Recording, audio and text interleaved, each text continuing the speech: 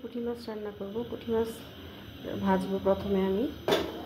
অনেকে মনে করে যে পুঁটি মাছ খেতে স্বাদ না, খালি ভাজাই খাওয়া যায়, তরকারি খাওয়া যায় না। কিন্তু না, সুস্বাদু করে রান্না করতে পারলে সব তরকারি অনেক সুন্দরভাবে ফুটে ওঠে। আমার কাছে ইদানিং মাছ মাংসের থেকে বড় মাছ থেকে ছোটো মাছ অনেক ভালো লাগে। যখন রান্না করতে ভালো লাগে না বা ঝামেলা দিতে রান্না পছন্দ না, তখন আমি ছোটো মাছ সংক্ষেপে রান্না করে ফেলি, কারণ ছোটো মাছ অনেক সংক্ষিপ্তভাবে রান্না করা যায়। তো আমি একটু ছোটো মাছটা করবো, এটা ভাবতে পারেন যে খেতে কেমন হবে, যেহেতু এটা অনেক সাদা হয়। একদিন রান্না করেছিলাম, ভিডিও করা হয়নি।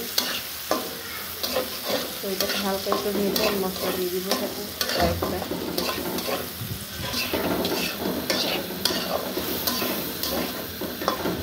সুন্দর একটা কালার হয়, ঝুলটা হালকা ভাজা দিলে দেখুন।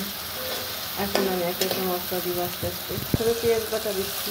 এই প্রসেসে আমার মতো যদি রান্না করতে পারেন একদম ঠিক খুব এরকম, তাহলে খেতে অবশ্যই স্বাদ হবে। অনেক সময় রান্নার কারণে যে কোনো খেতে ভালো লাগে না, এমনকি বেশি ভালো লাগে খেতে।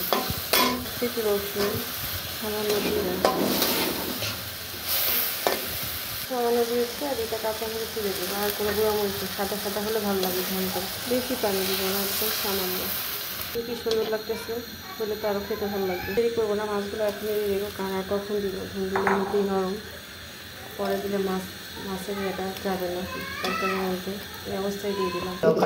এই যে হয়ে গেছে আমার সুস্বাদু ধুন্দুলের, মানে ছোটো মাছ দিয়ে পুঁটি মাছ দিয়ে ধুন্দুলের একটা ঝোল তরকারি। কালারটাও যেমন সুন্দর আসছে, খেতে অনেক ভালো হবে।